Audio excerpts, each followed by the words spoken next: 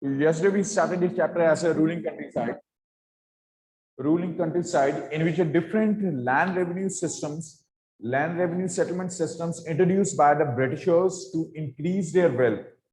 The basic purpose behind the introduction of these revenue systems it was that earlier the funds, these were brought from the England towards India for the purchasing of raw materials and growth of a trade in India. But now with the getting the Diwani rights after the Battle of Buxar in 1765, now the Britishers capable to use such funds for the growth of trade. They maintained their own army and purchased the raw materials and exported towards the England and other European countries. Clear? So in which we discuss about the Zamindari system. In a Zamindari system, land permanently given to the landlords, and such land it was as a hereditary transfer from one generation towards the other generations. Such landlords, they distributed the land among the farmers, collected the revenue from them and paid to the company. But in a state, in any of a state, if a landlord failed to pay amount of revenue on that particular date which has earlier decided, under such circumstances their land rights occupied by the Britishers and given to some other landlords. Such kind of a condition was known as a sunset law. Sunset law.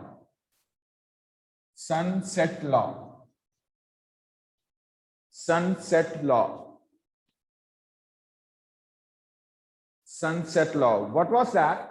In a sunset law, in that strict law, according to which, if the land revenue was not paid by the land revenue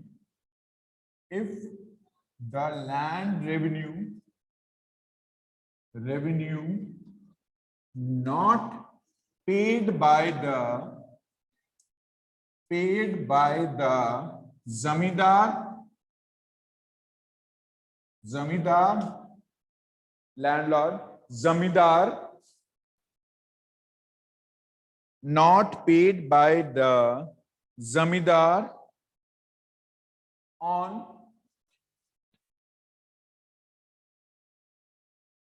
pre-decided date,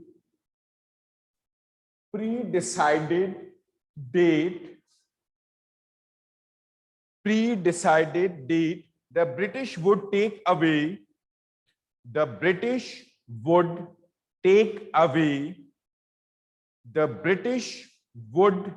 take away zamindari rights from zamindars.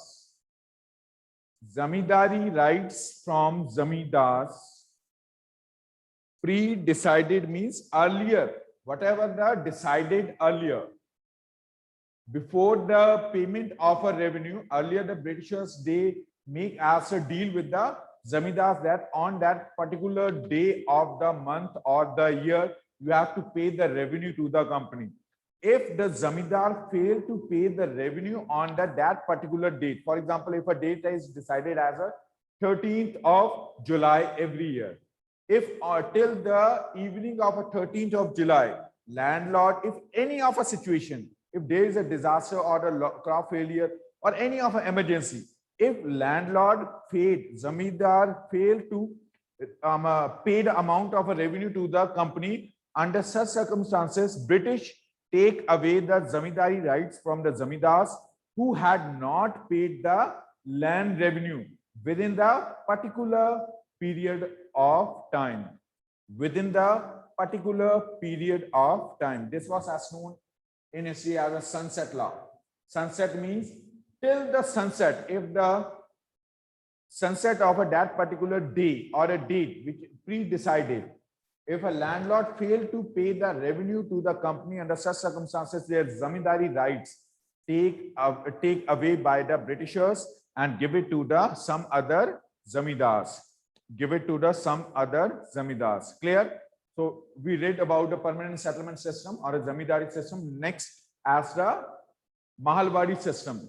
Mahalwadi system, which was introduced by the Holt Mackenzie in 1822. In 1822, in a parts of a northwestern Punjab, Uttar Pradesh, and West Bengal.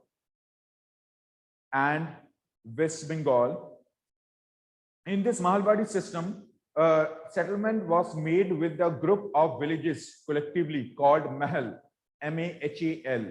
The estimated revenue of each plot of land within the village was added up to the calculate the revenue that each village had to pay. This demand was revised periodically. The responsibility of collecting the land revenue, it was the village headman. Village headman responsible for the collection of a revenue. Collection of revenue and pay to the company on time. Clear? Now the impact of a Mahalwadi system. Impact of Mahalwadi system. Impact of Mahalwadi system on Indian society, specifically as a farmers, because they directly associated with them. Mahalwadi system, their impact. Mahalwadi settlement system, their impact. First, in this system, the big and powerful zamindars dominated and exploited the smaller and poor peasants. In this Mahalwadi system, big those zamindars which owned the large agriculture fields, big and powerful zamindars dominated and exploited the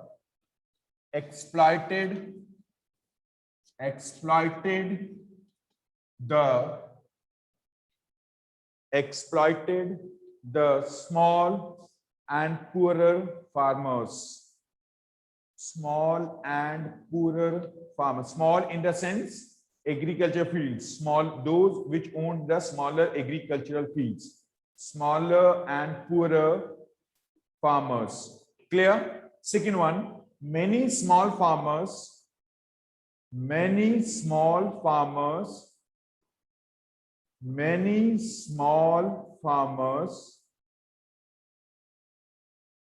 lose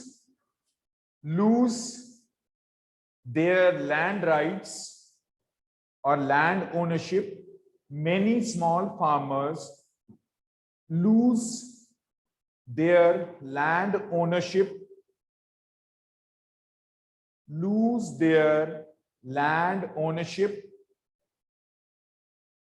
by the rich landlords or moneylenders of the village. Why? Because such poorer farmers, they lended a money, they borrowed a money from a moneylenders and the landlords. In their avers, they given their land as a security to the moneylenders and landlords. So their ownership rights they lose. Clear?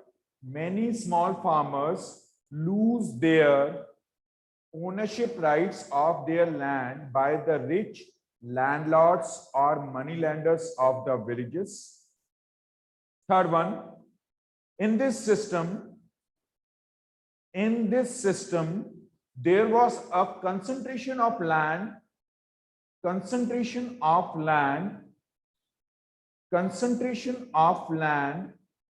and authority in the hands of few rich. Concentration. Third point, in this system, there was a concentration of land and authority in the hands of a few rich landlords. Clear?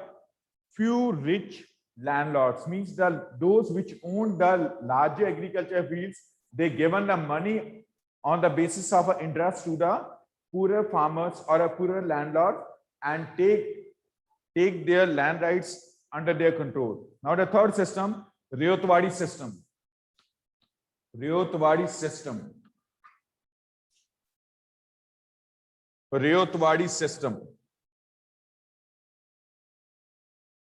This is also known as a Munro system because It introduced by Thomas Munro system. This is also known as the Munro system, Rayotwadi system or Munro system. This land revenue system introduced by Thomas Munro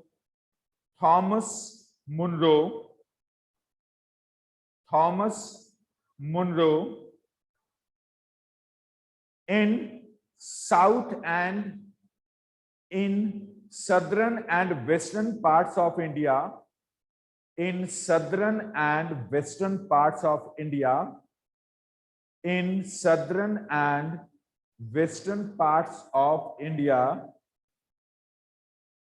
southern and western parts of India, like Tamil Nadu, for example, Tamil Nadu, Kerala, Karnataka,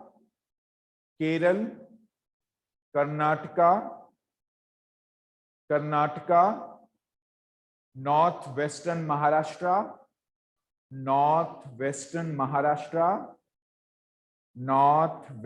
Maharashtra, Gujarat, northwestern Maharashtra, Gujarat and Rajasthan. This settlement system was made directly with the actual cultivators or ryots. Actual cultivators or ryots, RYOTS, means first permanent settlement system in which the landlords responsible for collection of revenue. In a second revenue system, Mahalwadi system, village headman appointed through which revenue collected and paid to the company. But now in Rayotwadi system, company directly collected revenue from the farmers. Directly collected revenue from ryots or farmers. Clear? Ryots or farmers. Is that clear? So the British hoped that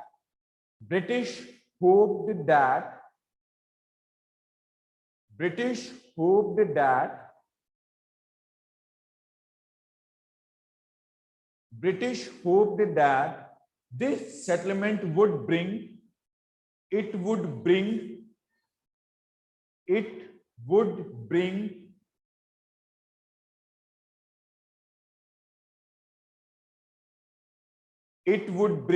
relief to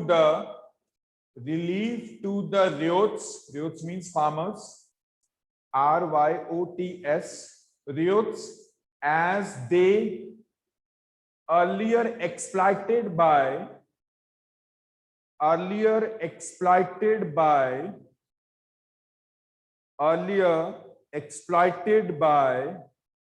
intermediaries.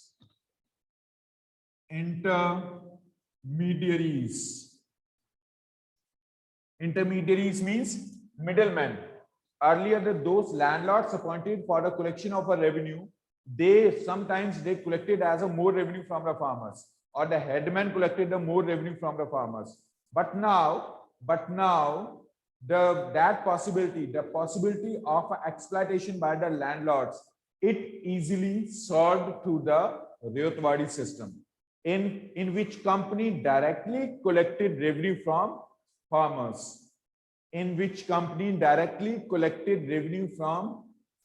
It solved the problem of intermediaries, means middlemen in between of farmers and company. Those who were responsible for collection of a revenue, their problem sorted out by the Rayotwadi system. Clear? Rhythm clear? Rayotwadi system. So now, what was its impact on Indian society?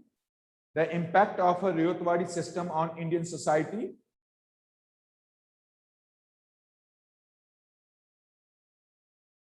Even though the ryots had to pay revenue directly to company, even though the roads had to pay revenue directly to the company, they were exploited. Now those landlords which were exploited the farmers, now company Britishers directly started to exploit farmers.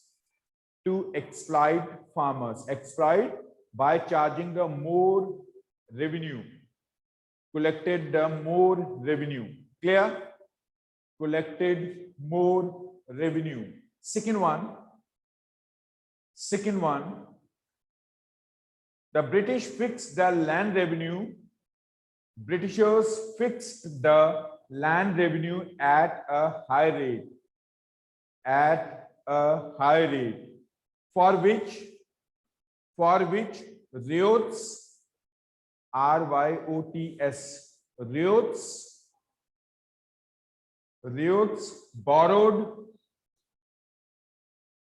RYOTS,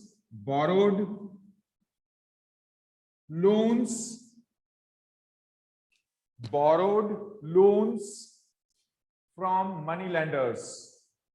Borrowed loans from moneylenders of the villages. Borrowed loans from moneylenders of the villages. Third, when RYOTS unable to pay the land revenue, many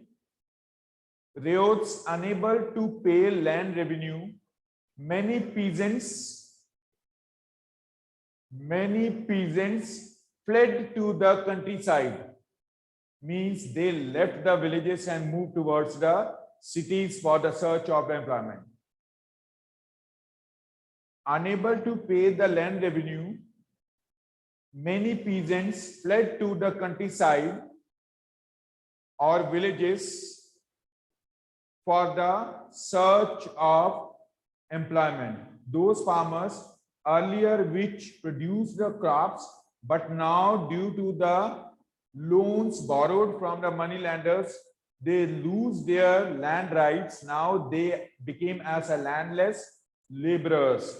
Now they fled away the village areas and moved towards other areas for the search of employment. Clear? So these were the three of the important settlement systems responsible for the increasing the company's wealth. Yes, Manasi? Sir, please repeat first point.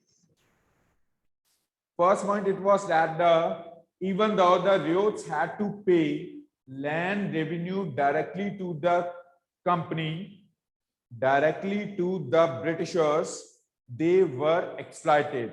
Companies started to exploit peasants. Clear? Companies started to exploit peasants.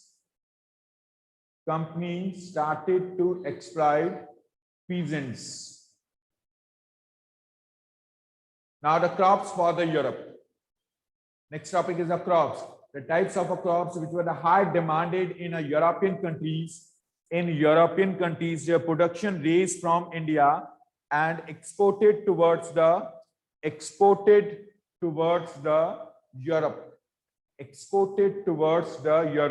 For this, the Britishers, they introduced the commercialization of agriculture.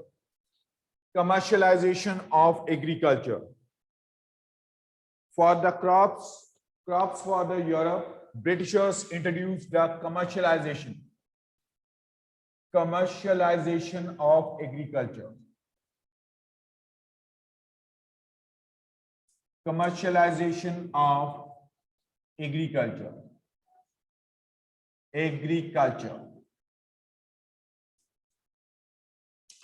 Commercialization of agriculture. The British started growing crops that were required in Europe,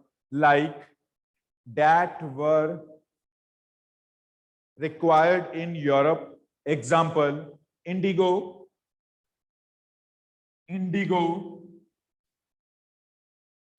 indigo,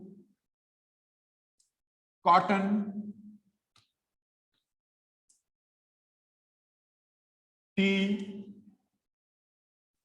coffee, opium,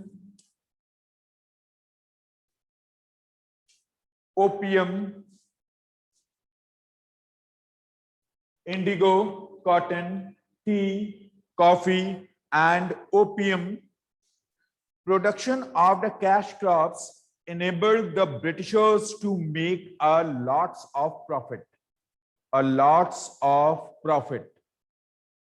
Lots of profits. Because why? Because generally the such crops high demanded in the European countries, not in other countries of the world. They were capable to export the such kind of materials.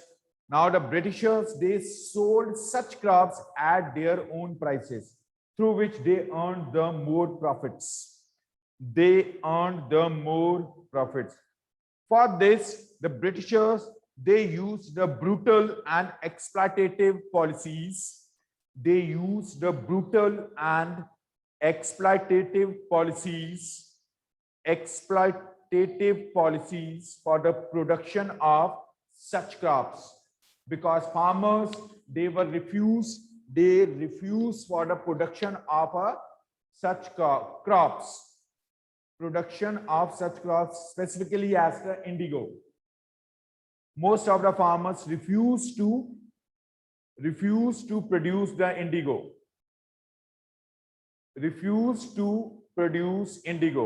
Question here: why does farmers reluctant?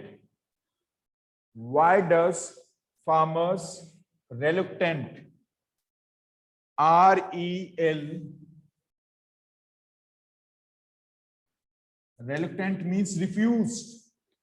Why does farmers reluctant to produce indigo? The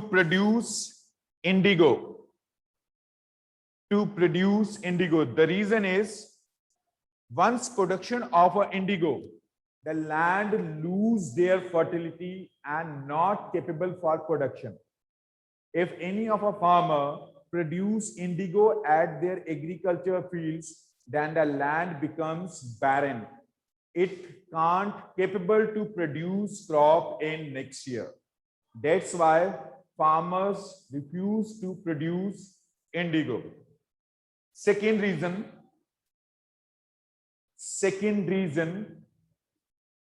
most number of the farmers, they owned small agricultural fields, so they preferred for the food crops. Farmers preferred for food crops.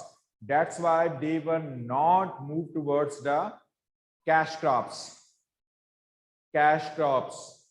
Third reason, why does the farmers refuse production of indigo or other cash crops?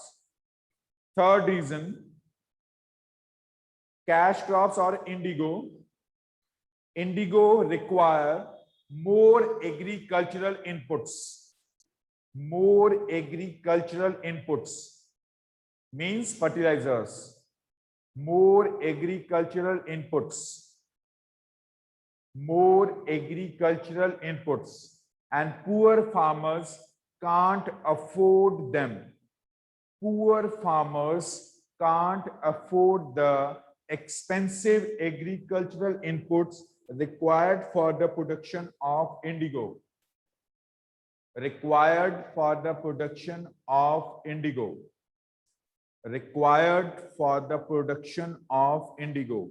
Fourth reason,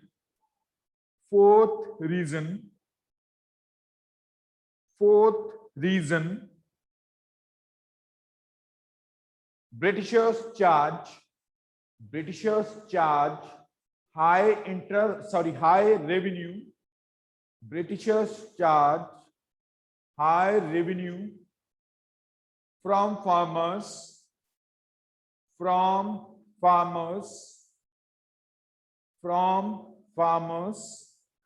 Britishers charge high revenue from farmers.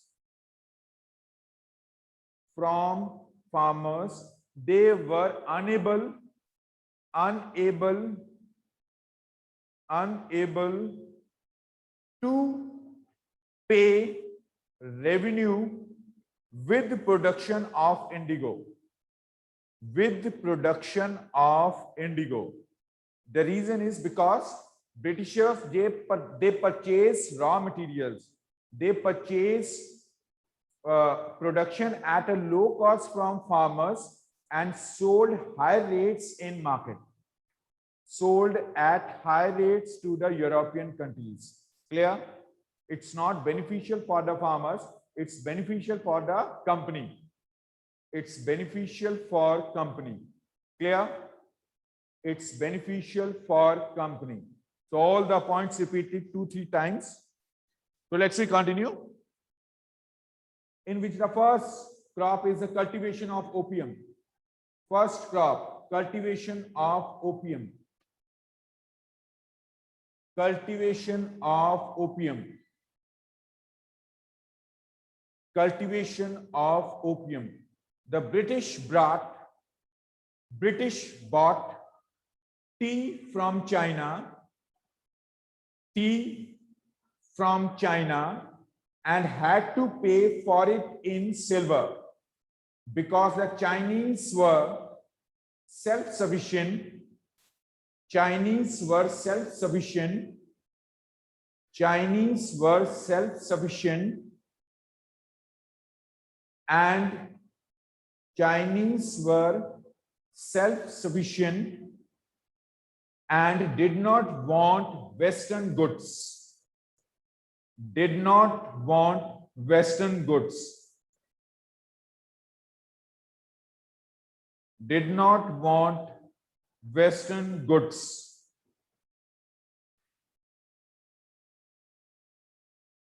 They came up with a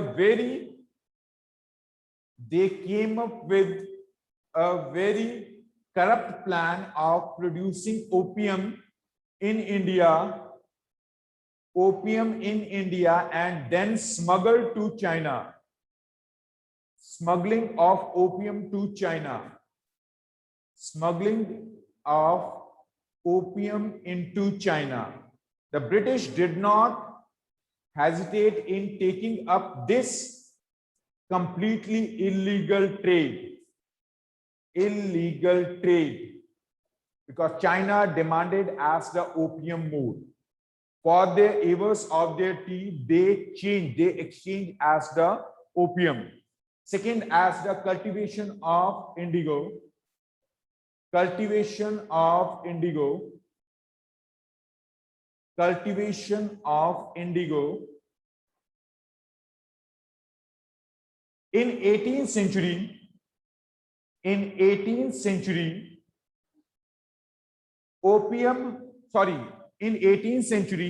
indigo high demanded in European countries for cotton textile industries. For cotton textile industries. For cotton textile industries. In Europe,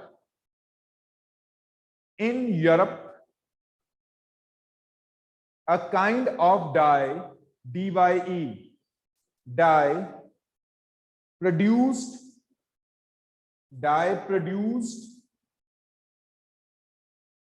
named as woad, W-O-A-D,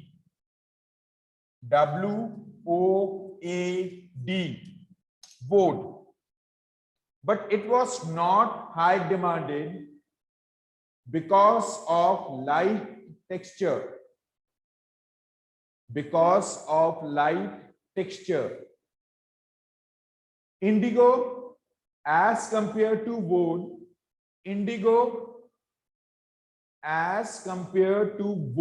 W-O-A-D, indigo, known for its darker texture.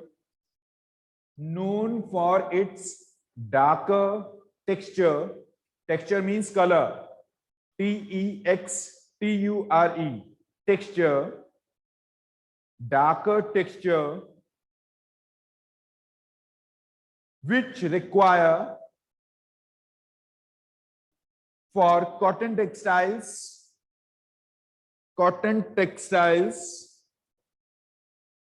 which require for cotton textiles, the European planters began to invest.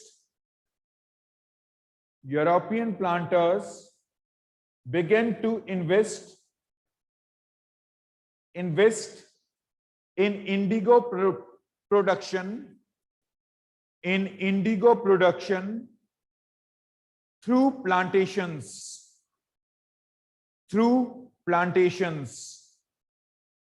They pressurized the farmers.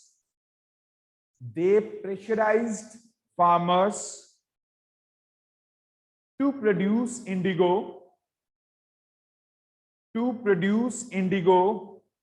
and sign contracts. Contract states that after the production, the indigo, it will directly sell it to the company, Britishers, English East India Company. Farmers, they can't sell the indigo to any other company or agency. Britishers forcefully they signed the contract with the farmers, in which states that after the production of an indigo, it will directly sell it to the company, sell it to the Britishers. The farmers who signed contracts,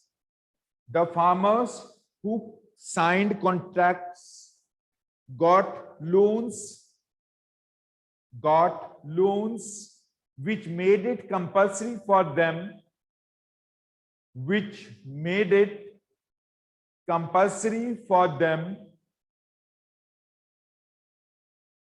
to cultivate indigo at least 25%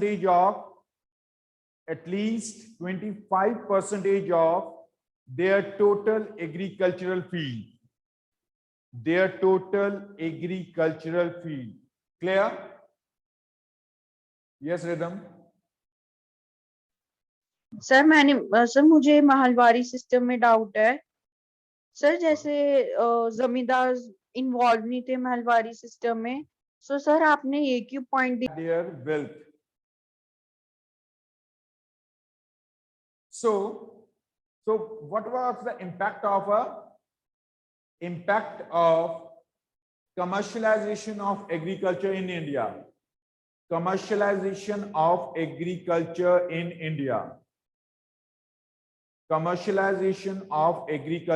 India. First point, commercialization of Indian agriculture benefited British industries and traders. It benefited British industries and traders.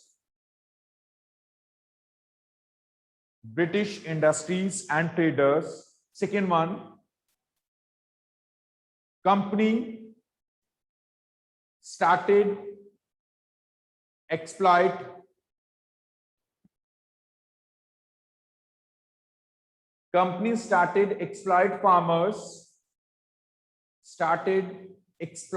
farmers.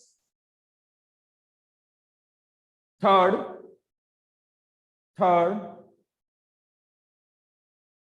it increased number of exports. Commercialization of agriculture increased number of exports as compared to imports. Exports means more number of agriculture goods they exported towards the other countries of world. That's it.